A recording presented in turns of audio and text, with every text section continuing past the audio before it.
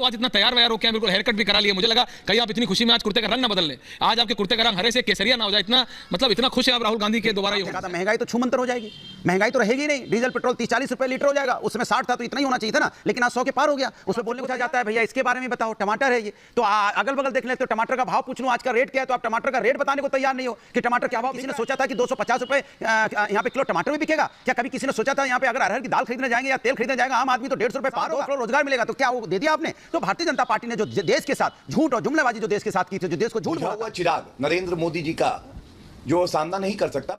नमस्कार दोस्तों, स्वागत है आप सभी का। आप देख रहे हैं हिंदुस्तान पॉइंट ऑफ व्यू। दोस्तों आज मैं जिस वीडियो पर रिएक्शन देने वाला हूं वो वीडियो है रिपब्लिक भारत यूट्यूब चैनल का। दोस्तों आज की डिबेट होने वाली है एंकर एस और बीजेपी के प्रवक्ता गौरव भाटिया और समाजवादी पार्टी के प्रवक्ता अनुराग भदौरिया के बीच में।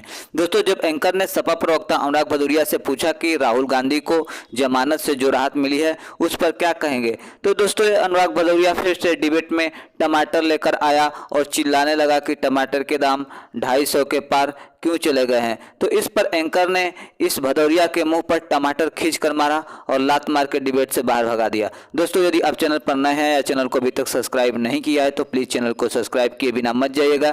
तो चलिए हम लोग मेन वीडियो को स्टार्ट करते हैं। बहुत परेशान है तो आप तो आज इतना तैयार वैयार हो क्या, बिल्कुल हेयर कट भी करा लिए। मुझे लगा कहीं आप इतनी खुशी में आज कुर्ते का रंग ना बदल ले, आज आपके कुर्ते का रंग हरे से केसरिया ना हो जाए। इतना मतलब इतना खुश है आप राहुल गांधी के दोबारा ही होने से। देखिए भारतीय जनता पार्टी के प्रवक्ता ने कहा, क्या कह दिया उन्होंने? हाँ अभी कह रहे थे ना कि किसने क्या कहा, बता रहे थे कि आचार्य जी आपने क्या कहा था, लेकिन ये भूल जाते हैं कि भारतीय जनता पार्टी ने क्या कहा था। क्या कहा था? 2014 के चुनाव में या 2019 के चुनाव में आप तो कहते थे हम आएंगे, किसानों की इनकम दुगनी हो जाएगी, महिला सुरक्षित हो जाएंगी, कोई घटना नहीं घटेगी जैसे मणिपुर में हुआ जिस पे आप बोलने को नहीं तैयार है, जैसे दिल्ली में हुआ पहलवान धरने पे बैठा रहे बोलने को नहीं तैयार है।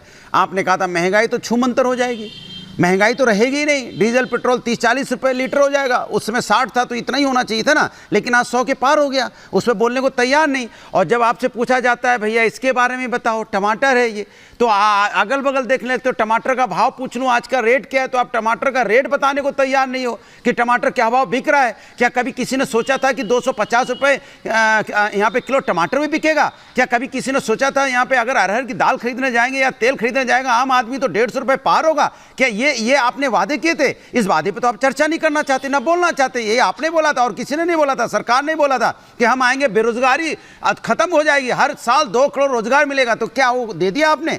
तो भारतीय जनता पार्टी ने जो देश के साथ झूठ और जुमलेबाजी जो देश के साथ की थी, जो देश को झूठ बोला था, अब उसका जवाब जनता 2024 में इंडिया को जिता के, क्योंकि अब तो इंडिया ही जीतेगी ये तो तय है, क्योंकि इंडिया के साथ जनता है और एनडीए के साथ नेता है जो आप खोज के लाते हो, कभी शिवसेना के तोड़ के ले आते हो, कभी एनसीपी के तोड़ के ले आते हो, पता नहीं और राहुल जी रामकृपाल जी आ रहे होंगे, वो नेता तो आपके साथ आ सकते हैं लेकिन जनता आपके, गौरव भाटिया जवाब दे रहे हैं आप ही, जनता आपके साथ होती है। गौरव भाटिया जी जवाब दे रहे हैं, की चिंता नहीं कर, आचार्य और अनुराग भदौरिया दोनों को 38 दलों का गठबंधन नहीं, जवाब ले लीजिए ना सरकार से, आप सवाल पूछ रहे हैं, गठबंधन बनाना जवाब आ रहा है, क्योंकि आपको डर लगने लगा। पहले आप एनडीए की मीटिंग तक नहीं करते थे, जब जवाब बन गया तब आप डर गए। जवाब तो ले लीजिए कि उनका जवाब भी आप देंगे। गौरव भाटिया जी जवाब दे रहे हैं, राहुल देव जी आ रहा हूं दादा इसके बाद जी, सरकार जवाब दे रही।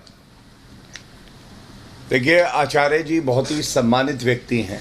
आचार्य जी आपने मेरे जो वक्तव्य है उस पर ध्यान नहीं दिया। मैंने आपसे ये कहा कि आचार्य जी ने तो खुद कहा है कि कोई बुझा हुआ चिराग नरेंद्र मोदी जी का जो सामना नहीं कर सकता, प्रियंका वाड्रा गांधी को आना होगा। और राहुल गांधी जी राजनीति में है, इसका मतलब तात्पर्य यही है कि राहुल गांधी को आपने एक बुझा हुआ चिराग बता दिया। खैर वो जाने दीजिए। आचार्य जी मैंने तो एक सवाल पूछा था, हरीश रावत जी तो चले गए, आप हैं वरिष्ठ नेता हैं, ज्ञानी हैं। राहुल गांधी जब ये कहते हैं कि सर्वोच्च न्यायालय को नरेंद्र मोदी जी चला रहे हैं, या खड़गे जी जब कहते हैं कि जजेस बदले जा रहे हैं, न्यायपालिका के साथ छेड़छाड़ हो रही है, तब हमारी न्यायपालिका बेईमान थी, खराब थी, पूरा लोकतंत्र तो खत्म हो ही चुका है। ये तो राहुल गांधी ने विदेशी धरती पे कहा है। आज टाइगर जिंदा है?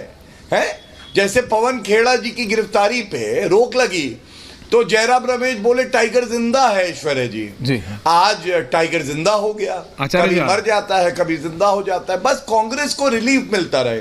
दूसरी बात, सर्वोच्च न्यायालय ने एक टिप्पणी करी है आचार्य जी, मैं आपको चुनौती देता हूं रिपब्लिक भारत पे।